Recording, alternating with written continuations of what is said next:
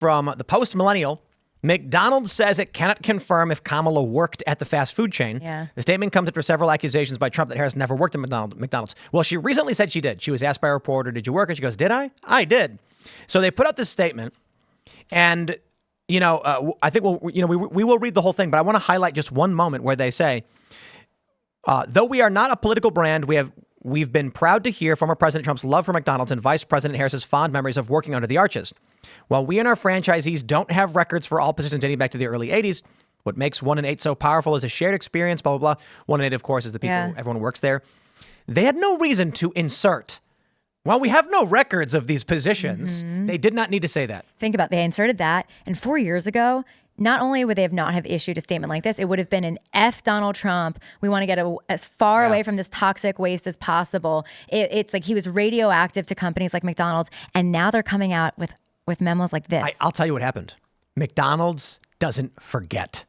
Donald Trump invited that sports team, I can't remember who, to the White House, and he put up all the McDonald's and the Big Macs with a big smile on his face. He was super happy. I tell you this, there was a dude working at McDonald's, and he's sitting in his chair, and he's like, in all my years, to see the president celebrate our product makes me so happy. And then he opened up Twitter and he saw everything Democrats were saying about McDonald's being trash. And he was like, you will burn. And they remember it. They do not forget. Well, they got to call him McDonald Trump. And that's not a good, I don't know. I'm looking at McDonald's ingredients right now. I cannot get behind a guy that supports poisoning America with corporate nastiness, dude. Stop. You're being This stuff is anti-fun. annihilating endocrine systems. Like seed oils are so bad for the mitochondria in your cells. It makes your body sap sugar out of the bloodstream. Bro, I care. Robert F. Kennedy Jr. cares. Make America healthy again. That's like the crux of his position. Yeah, but they'll just change the ingredients, so you don't have to get rid of That would be cool. fast food. We could, to be better. And McDonald's could spearhead that change and make America one of the healthiest countries on earth. The thing that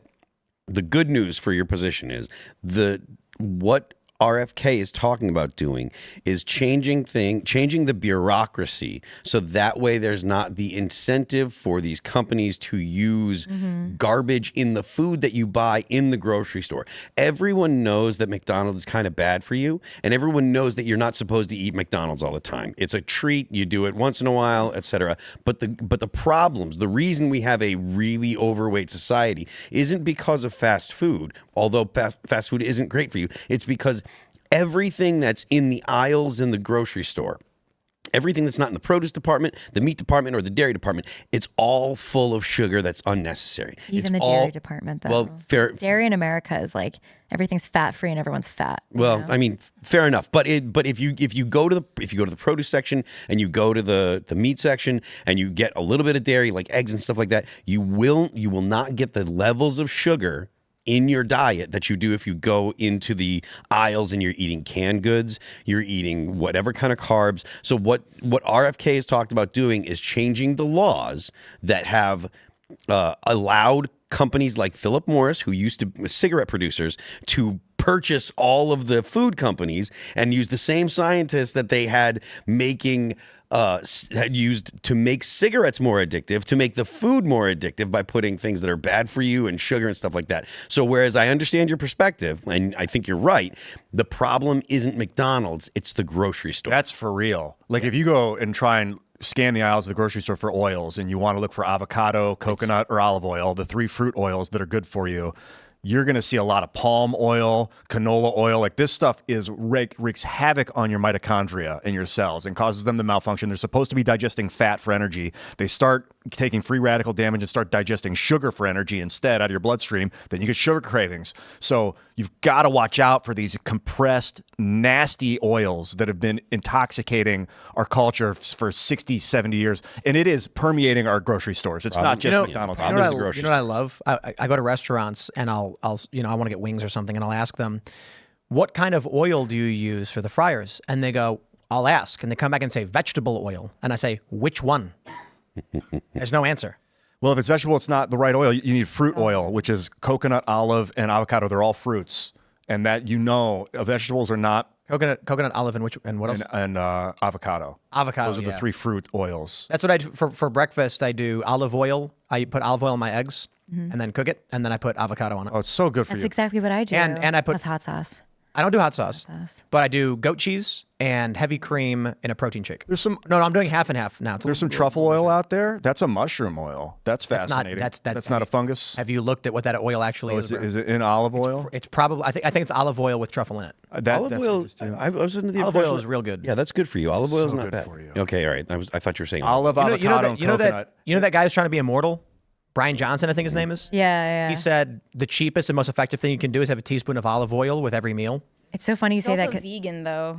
Yeah, I know. So yeah, I'm that's like, miserable. flag. I'm willing to die at 80 if I can have cheeseburgers. He's So a weirdo. Yeah. he's a I think flaxseed oil is okay for you too. I haven't done No, seed oil. much It's a seed oil, bro. Yeah, but it's No. the way they process Flaxseed, there's like oil. hormones and stuff. It's one of those things that like as a woman you have to look for and see if you're like, I don't know, like there are foods with like hormones that you could. Keep it simple, yeah, man. yeah. Avocado, fruit. Keep it it's simple. wonderful. And I interviewed Kate Shanahan, who's like a pioneering expert on seed oils and what they're doing to people. It's an interview on my YouTube channel if you want to follow up on it. Groundbreaking stuff. Also with Luke Rutkowski and Kate Shanahan, we did a show. She's the one. She'd be a great this guest. Luke Rutkowski guy. You know this guy? He's over here all the time, and he's like, these seed oils are bad for you. And then we where we walk, met. We met on Luke's show. we walk downstairs into the green room, and he's got a Big Mac, and he hides under the table. Every time with Gross. I seed oil people. I think he's Exactly. kicked the habit. I Luke hope. does. I haven't seen him in a while. Luke does eat relatively healthy, and so it's funny to make fun of him. I think it's fine if you have a cheeseburger now and then. If you're Yeah, trying now to and then. If it's not your everyday, that's not how you're getting most of your nutrients. It's the same way. Like every time I go to a coffee shop, I want my barista to be liberal. You know what I mean? Like I don't want. Yeah, it's immune don't response. give me. It's authentic. Yeah. But no, if they look like a Caesar, that it's going to be a good cup of coffee. Like if they have like an ambiguous look to them, like a pixie haircut, you're gonna draw a picture in your coffee with a little picture, a cute little bear or something with the foam. Conservatives don't know how to do coffee. Don't wear that Conservatives are hat bad at 'cause they'll spit coffee. in the coffee. I say that, but like if anyone wants to sponsor me in your conservative coffee shop, I don't know. I heard there's a company called Cast Brew Coffee. It's good coffee. I mean, we don't have any baristas, so maybe we will though, and we're gonna turn this around because we know what's Yeah. up. You know what I mean? and we're all God's children. We all serve a purpose, and I think liberals are meant to be baristas for us, Yeah. and that's the purpose. I've started. That's why God put them on this earth. Because they're really good at it. They're really, really everyone good loves at coffee. it. Yeah, I have been. That's what we do. That's how we bridge the gap. It's like you meet some Antifa guy and you're like, wait, are you a barista? I'm like, I am. I respect your work. We have something. Not this though. Yes. Let's start there. So when I see a non-binary person, it's hard to not order coffee. I have to stop myself. exactly. No, but what does non-binary? How did you know mean? I was a barista? How did- Well, the hair. Non-binary is just you need attention and you have bad fashion. That's what This is called positive discrimination. We're complimenting them, but they'll still be Yeah. mad I about saw it. this awful tweet that was so true. That was like, if a man is non-binary, he's a rapist, and if a woman is non-binary, she got raped. Oh, jeez. That's Like, terrible. That's awful, but it's so true. Oh God, no! is I very prefer nice. mine. So true. This I is prefer Mary I mine. know and love. Brutal. Why else? Well, anyway, so Donald Trump served cheeseburgers, and as the story goes, you got what you got. And so there was a meme where someone posted a thing of nuggets and said, Trump gave me 7 nuggets in my 6-piece last. Ooh. He's Yeah, for the little people guy. People didn't know what they were getting. Like he just put food in a bag and he'd hand it out to I people. think So the thing funny. about That's Don, so Trump though. I know. he's just the kind of the real guy. Like, And then he's he- the guy that's the real guy right now. He was like, I've worked here for 15 minutes. That's 15 minutes more than Lion Kamala. You could tell how much better the campaign is this time around. It's not to knock on before, but like they're just they've hit their stride this time, really. And even the apron he was wearing just looked so classic. He looked great. Just want McDonald's now. But like every last part, yeah. But like, yeah, I'm more of a Chick-fil-A gal. So when I saw that, I was That's like, true. I want Chick-fil-A, God's chicken. But Trump does love McDonald's. He loves McDonald's. Yeah. Yeah. oh man, And I'll be serious though. As much as I was joking about McDonald's remembering, I really do think when Trump did that event at the White House with all the McDonald's, he was genuinely excited because he loves McDonald's. McDonald's probably had a big meeting and they're like, this is absolutely incredible. The president at the White House, and when Democrats attacked it, they were like, this is a good thing for us and they're attacking us. This is bad for us. They're attacking us. I think that's why you end up with a message where a corporate ecosystem saying, we're not here for anybody, Donald Trump or Kamala, but we love that they like us. But I think it's more than that. I don't think it's just that they remember because they didn't come out at the time in favor of Trump or anything. They didn't say we love that it's in the White House even, detaching it from Trump. I think that we're slowly slowly taking the culture back a bit. I agree. And they're seeing what's happening, like Robbie Starbuck, like the Van Helsing of DEI in corporate America, right? We're seeing them, just him, like cut all these DEI programs across the board. I think they're getting scared. And I think they're finally realizing that they're losing business, go woke, go broke, that conservatives are like, we're actually kind of punching back now. I think they're saying that. And they're realizing that we could pull away from a place like McDonald's. So Bud Light was like the dam breaking. Well, the argument for DEI had always been, look, you might lose a little bit of business in the short term by people that don't like this. But what's going to happen is if you ascribe to these policies, you're going to be given preferential treatment in the future for loans, for other business opportunities, et cetera. And they're starting to see that, or at least they're starting to feel the pinch on the front end and saying, we don't believe that the long-term benefits are going to matter as much as the short-term pain is going to be. And also, people are noticing, and it's not just a small portion of the population. No one likes the idea of children going to the bathroom with adults of the opposite sex in the bathroom. Like when Target, I think as much as Tim's right about the Bud Light stuff, I think the Target boycott, when Target had LGBT stuff, trans stuff, and even like chest binders for tots, those kind of things, when word got out about that kind of stuff, even if it wasn't 100% true, the meme of it, that Target was selling stuff that was telling kids they should transition, and I'm talking about children, that is an unpopular position. And I think that is, even if you don't hear about it a lot in the election, or people don't talk about it a lot, I think that is that is one of the major reasons why people will continue to leave the Democrat Party, as long as the Democrat Party are essentially pro, having trans people be centered in society. I think it's also Disney lost $1 billion over their last several projects. Kevin Feige famously, is rumored to be, but I believe it's correct, went around and fired everybody who he thought was an activist. Good for him. So, I mean, could you imagine being this guy where you launch the Marvel Cinematic Universe? Before Iron Man, all of these superhero movies were trash. They were trying to make them, and they never really did well. And they had the 2000s, like Ben Affleck as Daredevil. And then you create something that makes $1 billion per film. And that's insane. And then by the end of the decade, you are being panned, insulted, and making garbage, and your movies are starting to flop.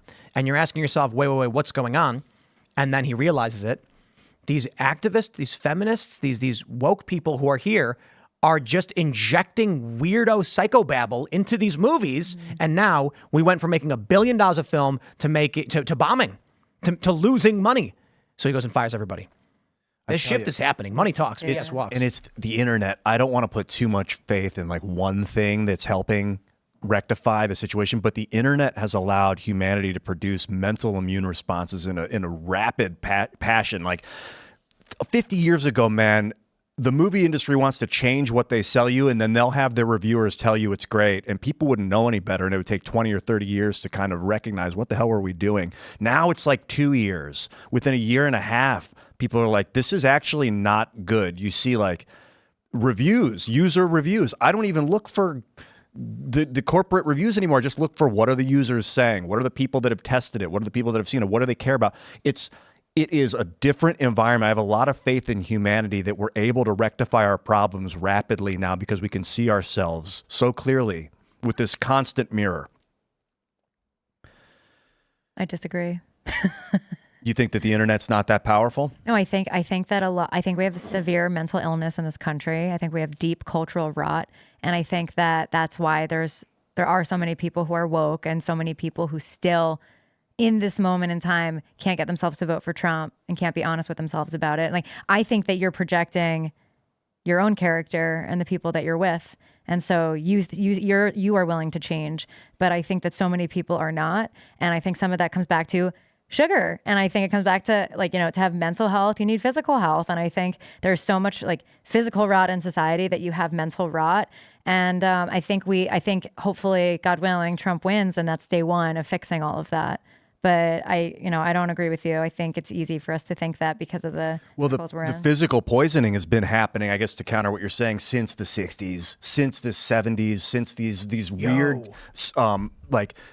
phytochemicals or weird azo dyes and things made out of coal tar and stuff. Parasites. You see those little bugs where they make red dye from? And it took until this year for people to wake up to this. We didn't know until the internet what we were doing to ourselves. Right. But so many people still don't realize. Like, I have friends who just now are finally starting to admit, oh, Joe Biden doesn't have a stutter. And I see the same. And you know what? I have the same access to information that they do. And for some reason, back in 2019, going into 2020, I knew that it wasn't just a stutter. And these are smart friends of mine who are at, fancy jobs and all that. But they don't, but people don't want to see what they don't want to see. So in our, maybe we're the kinds of people, or you're the kind of person, not to give myself credit, but people who are actually willing to change themselves. But I think that's hard for a lot of people. Thanks for checking out this clip from Timcast IRL. Make sure to watch the show live Monday through Friday at 8 p.m. Subscribe to this channel, and we will see you all there.